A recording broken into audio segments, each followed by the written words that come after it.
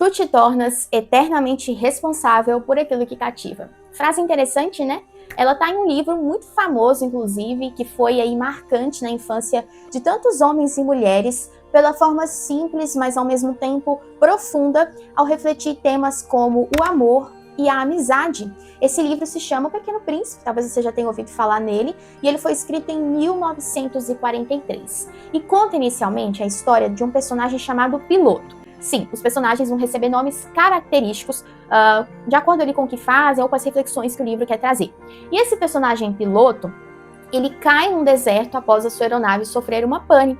E ali ele vai encontrar o personagem principal da trama, o Pequeno Príncipe, que apesar da tenridade, demonstra uma elevadíssima sabedoria. Uma criança que está assimilando de onde veio, para onde vai. Tudo o que ele faz, de alguma forma, ao longo da sua jornada no livro, é afetado ou impactado por essas novas descobertas acerca de si mesmo, acerca do mundo ao seu redor. Por exemplo, a compreensão dele de amizade é afetada por essas descobertas que ele vai fazendo ao longo de sua jornada. E, de igual modo, Deus convoca os crentes, convoca os cristãos a compreenderem o tema amizade à luz das Escrituras. É preciso, assim como na vida do Pequeno Príncipe, tudo que ele faz é afetado, por essas descobertas que ele vai tendo. É preciso que os nossos relacionamentos interpessoais, de igual modo, sejam afetados, impactados pela palavra de Deus, de modo que ao longo da nossa jornada cristã, nós vivamos esses relacionamentos, essas amizades cristãs que Deus nos convoca, nos incentiva, nos encoraja a ter através ali do ensino da sua palavra. Afinal de contas, Cristo morreu para reconciliar a gente, você e eu, com ele, mas também morreu para reconciliar eu e você com o seu povo, a igreja. Como John Piper diz, Cristo não morreu para criar adoradores isolados. Cristo morreu para criar amizades que exaltam a ele. Cristo morreu para criar a igreja.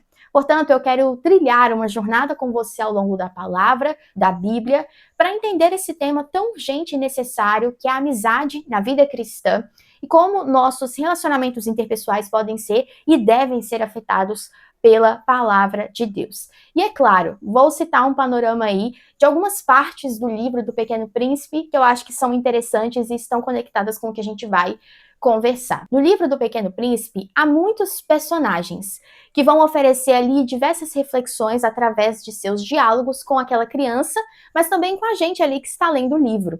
E uma reflexão que a personagem Raposa traz é que a amizade, ela não surge do nada.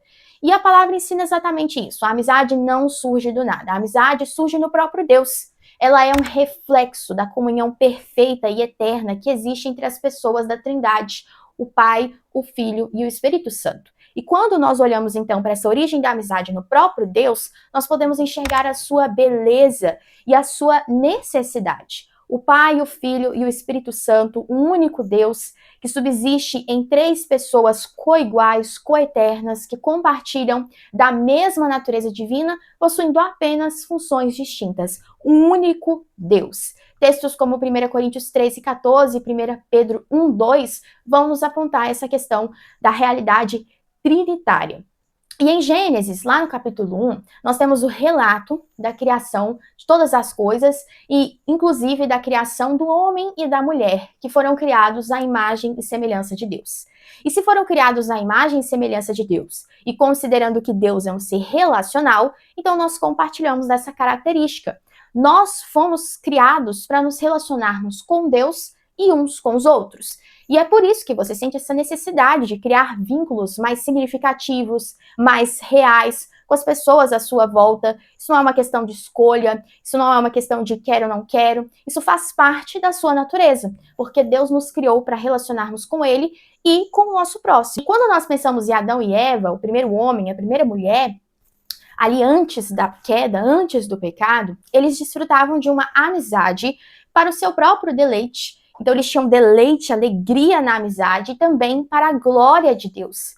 Não havia na relação entre Adão e Eva inimizade, não havia desconfiança, não havia interesse próprio, mas havia esforço, havia intenção e dedicação de um ao outro. Não é isso que a gente tanto deseja? Que as pessoas se esforcem por nós e que nós nos esforcemos por elas com intenção e dedicação real, sem interesse próprio? Adão e Eva desfrutavam disso. Juntos, eles obedeciam à grandeza de Deus, homem e mulher, amigos que revelavam a sua alma um para o outro. Mas então, nós temos o texto de Gênesis 3, que nos leva ao seguinte ponto: como o pecado afetou os nossos relacionamentos.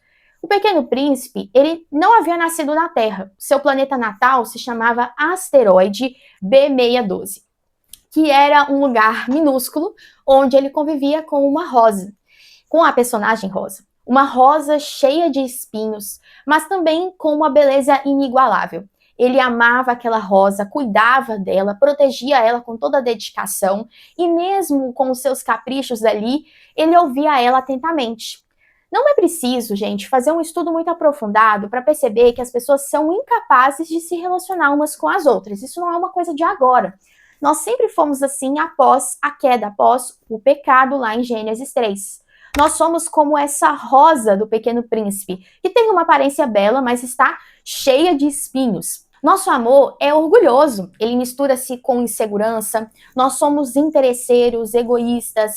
A amizade exige sacrifício, exige compromisso. E, na maioria das vezes, para não dizer sempre, nós não estamos dispostos a assumir essas abdicações que relacionamentos interpessoais, que amizades, que um casamento, por exemplo, nos exige.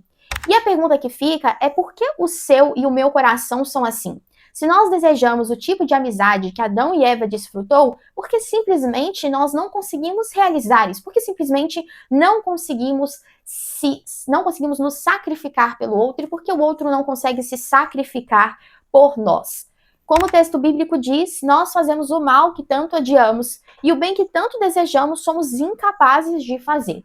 João Calvino disse que o pecado habita em nós de modo que toda parte da nossa alma é inundada, infectada por ele. O corpo é infectado pelo pecado. O pecado nos distanciou de Deus, no desejo de tomarmos a posição de Deus, de acharmos melhores e mais capazes do que o nosso Criador, capazes de definir os nossos propósitos, capazes de definir os nossos relacionamentos interpessoais e a maneira como eles aconteceriam. O pecado distorceu completamente o propósito original de Deus com relação às nossas amizades, aos nossos relacionamentos interpessoais. E é por isso que nós somos simplesmente incapazes, sem Deus, de nos relacionarmos como de fato Deus nos criou para nos relacionarmos uns com os outros, com esse sacrifício, compromisso, com essa beleza da amizade. Infelizmente, o pecado distorceu em nós essa capacidade de nos relacionarmos um com o outro. A Bíblia relata de Gênesis a Apocalipse que os homens, que nós, eu e você, somos totalmente depravados, corrompidos, inimigos de Deus, merecedores de sua ira. O primeiro pecado de Adão foi verdadeiramente o pecado de toda a raça humana. A Escritura é clara, pessoal, em afirmar que o pecado foi imputado a toda a humanidade, a todos os homens. Todos nós nascemos em pecado, todos nós nos encontramos mortos em nossos pecados, em nossos delitos, e vivemos segundo as paixões dos nossos corações. E o pecado, é preciso entender isso, ele é infinitamente terrível, porque é cometido contra um Deus infinitamente santo.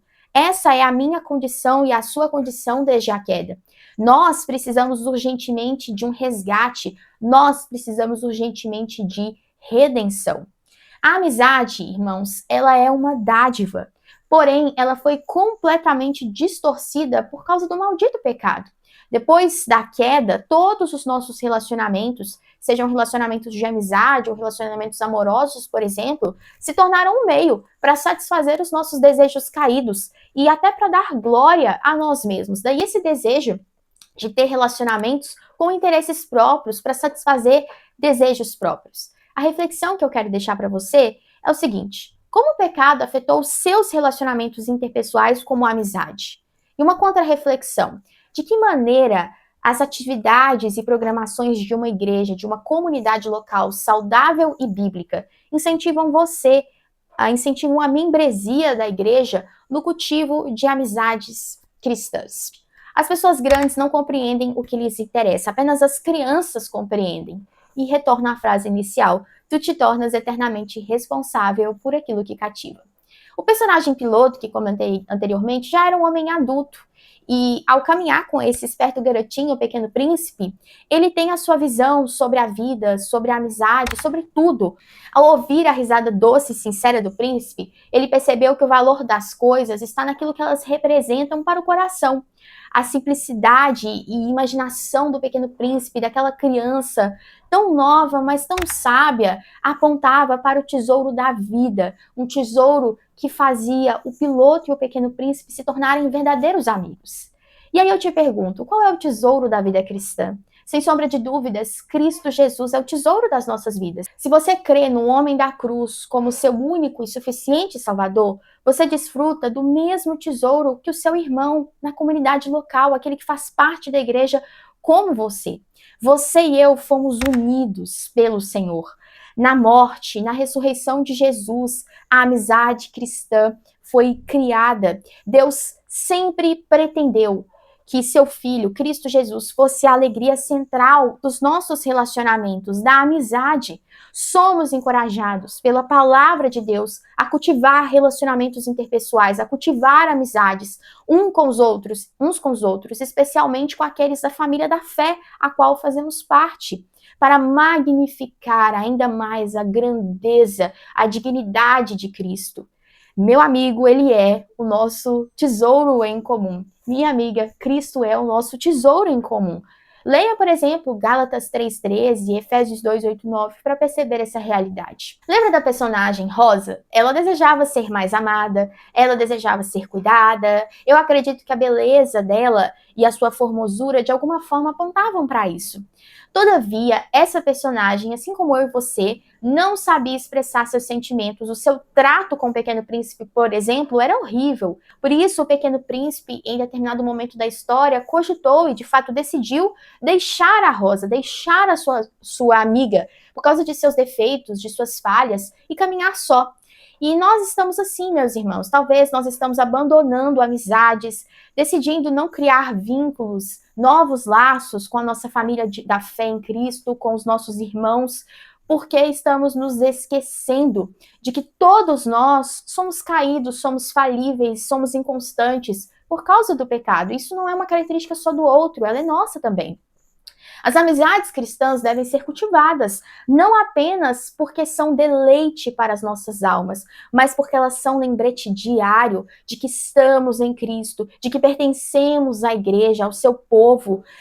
O Pequeno Príncipe entendeu isso. A sua amizade com a Rosa não estava baseada nas ações dela ou no que ela poderia oferecer a ele, mas sim no amor e amizade que eles cultivavam um com o outro, apesar dos pesares. Sim, ele em determinado momento deixou Rosa, mas em um outro momento se arrependeu disso, reconhecendo a bela amizade que eles tinham apesar das suas falhas.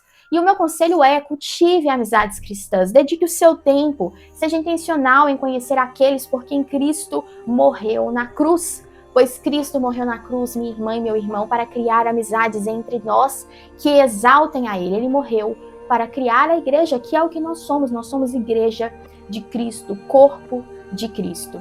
Você é intencional em fazer novas amizades? Como que você pode pôr isso em prática? E uma contra-reflexão: como o pacto de membresia cria ou incentiva uma cultura de amizade dentro da comunidade local, dentro da igreja? Como esse compromisso da membresia uns com os outros nos incentiva na criação, no envolvimento, na intencionalidade de cultivar boas amizades cristãs. Eu espero que essa reflexão tenha aquecido o seu coração e espero que possamos juntos, pela ação do Espírito Santo em nós, pô-la em prática. Deus te abençoe.